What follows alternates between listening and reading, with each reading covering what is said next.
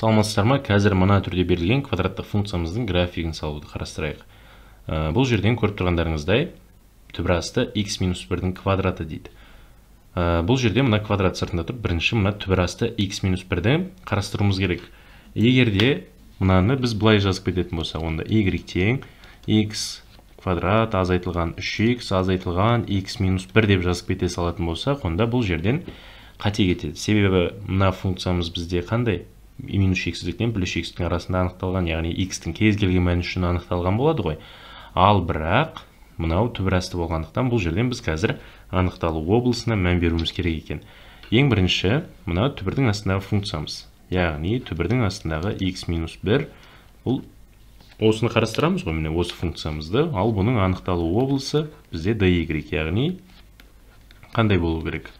Мынау x-1 үлкен не тең 0 болу керек. Демек, онда x үлкен не тең 1 болу керек қой. Сонда dy дегеніміз ол қандай? 1-ден плюс шексіздікке дейін, яғни функциямыздың анықталу облысы міне 1-ден бастап плюс шексіздікке дейін екен. Енді олай болса, енді осыны біз қазір графигін салуды бастаймыз. Ең бірінші түбірастыны енді квадраттай берсек болады. Анықталу облысын біз ескердік. Онда мына берілген квадраттық функция мына түрде болады. 3x азайтылған x азайтылған 1. Сонда y-те отырғанымыз x квадрат азайтылған 4x плюс 1 екен ғой. Яғни мұна берілген осы квадраттық функциямның қазір графигін салам, бірақ анықталу облысымыз қандай? 1-ден плюс шексіздікке дейін. Бұны есептейтін болсақ, бұның мен m-ді таппай-ақ, балалар, сіздерге тағы да бір рет айтайын. Міне, мынандай түрде берілетін болса квадраттық функциямыз, ол жерден m немесе n-ді таппай-ақ, өте оңай жолы мынау минус 4x дейсіздер. Бұл енді толық квадратқа келу үшін әрине маған 4 деген сан жетіспей тұр. 4-ті қостық, 4-ті азайттық. Міне. Одан кейін мында плюс 1 бар.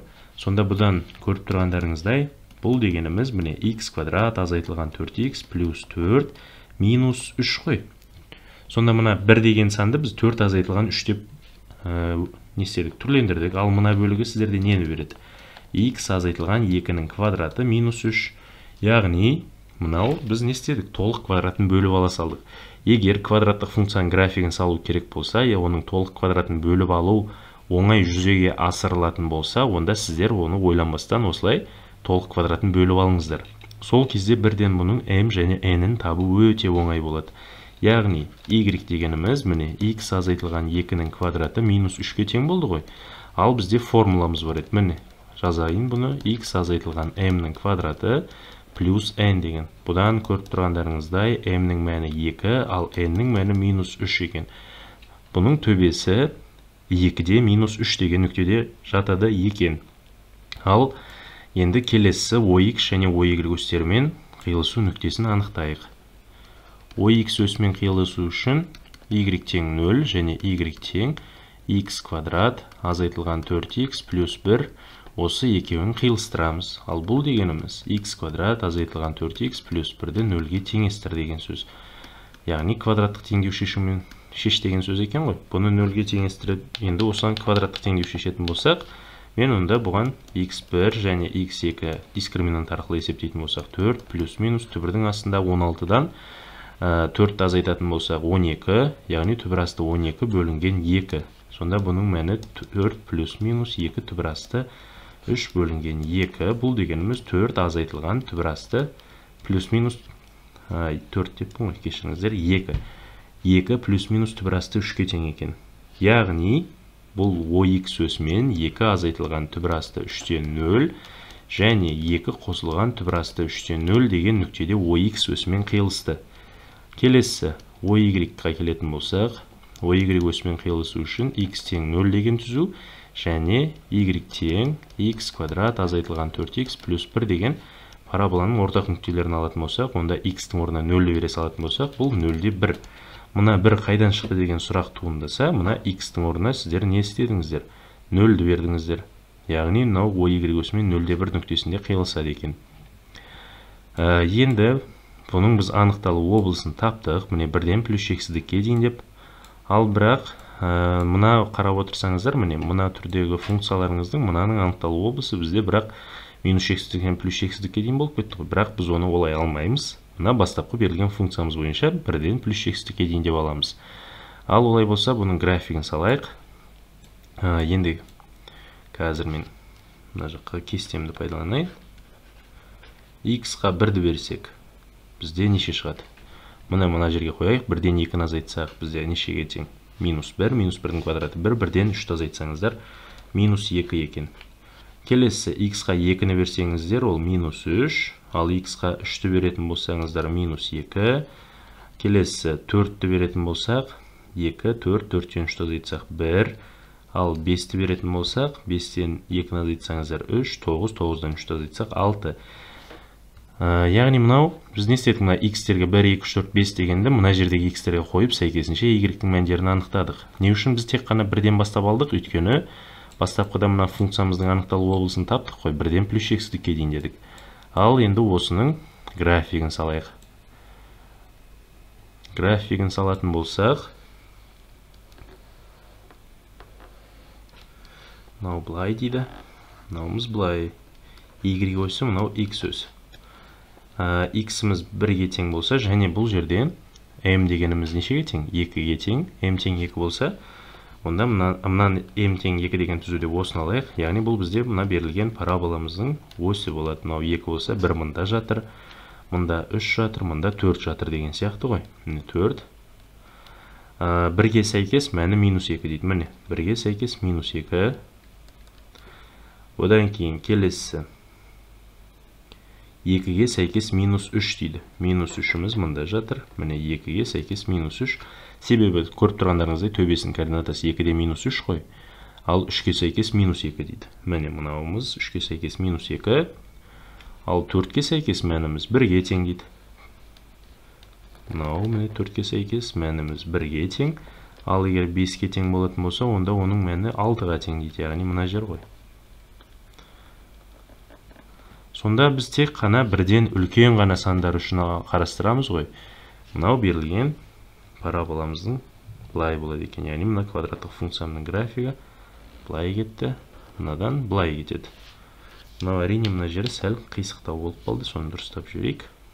Мынау былай, былай, былай. Міне былай кетті. Былай, одан кейін мынауымыз әрине былай қарай кете береді. Сонда енді мынаның біз бастапқы функциямыздың анықталу облысын таптық. Міне 1-ден плюс x-ке дейін. Осыған назар аударасыздар міне. Қоршап қойып 4 бұрышқа. Ал ондай болса, мына мәндер жиынымыз көріп тұрғандарыңыздай, мына функциямыздың енді мәндер жиынын табатын болсақ. Сонда бұның анықталу облысы бізде қандай болды? 1-ден плюс x-дікке дейін. Ал мәндер жиынымыз бағанағы көріп тұрғандарыңыздай -3-тен плюс x-дікке дейін. Немесе сіздерге жазып берген өткен сабақтағы видеолардан таба аласыздар. Егер a-ның мәні 0-ден үлкен болса, онда ол жерде мәндер жиынымыз қандай еді? n-нан плюс x-дікке дейін. Яғни n деп отырғанымыз төбесінің y-ге, төбесінің координатасының y-ге -3. Сонда бұның мәндер жиыны -3-тен плюс x-дікке дейін деген болады. Ал енді қай кезде өспелі, қай кезде кеммелі екендігіне келетін болсақ, және таңбамыздың қай кезде өзгеретін таңбамыз соған келейік. Бұл міне қарап отырсаңыздар, мына 0-мен қиылысқан қай кезде? Мынау 3-тен үлкен 4-тен кіші деген нүкте ғой. Яғни мынау 4-ке тең емес мына жер. Бұл қай нүктеде қиылысты? Біз есептедік қой міне. 2 қосылған түбірасты 3-ке тең. Яғни түбірасты 3-тен жуықтасаңыздар 1,7 ғой, сонда 2-ке қоссаңыздар 3,7, шамамен мынау OX өсімен 3,7-те қиылысып тұр деген сөз мына жеріміз.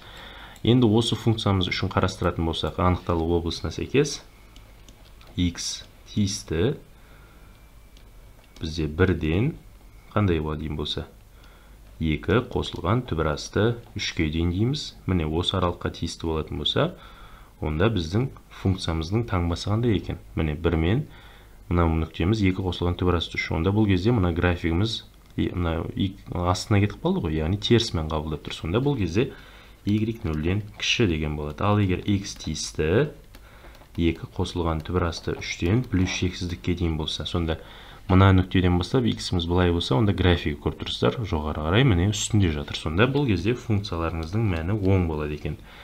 Енді қай кезде функциямыз кеммелі, қай кезде өспелі екендігін көрейік. Әрине мына жерден минус x-діктен бірге дейін деп алмаймыз, өйткені анықталу облысымыз қандай? Бірден плюс x-ке дейін. Сонда мында жазайық, мынауымыз біріншісі анықталу облысы, екіншісі мәндер жиыны, үшіншісі яғни таңба тұрақтылық аралықтары, төртіншісі енді монотондылық, яғни қай кезде өспелі кеммелі екендігін табатын болсақ, x тиісті бірден 2-ге дейін, яғни міне бірден 2-ге дейін функциямыз не істеді? Кеміді. Мына кезде функциямыз міне төмен қарай бағытталып тұр, яғни y кемиді екен. Ал егер x-іміз тиісті 2-ден плюс шексіздікке дейін болса, міне 2-ден бастап плюс шексіздікке дейін кетсе, бұл онда функциямыз не істеді? Өсті. Яғни мына есебіміздің графигі міне осылай толық зерттеу арқылы шығарады екенбіз. Көп жағдайда мынаны ескермей, міне мына функциямыздың анықталу облысын ескермей, яғни түбір астында x-1-дің анықталу облысы ескерілмей қалса, онда біз мынау сол жақ бөлігінде алып кететін едік та, онда бұл шешіміміз, яғни графигіміз онда қате болатын еді. Бұл жерден міне бұны осылай шығарасыздар толық зерттеп.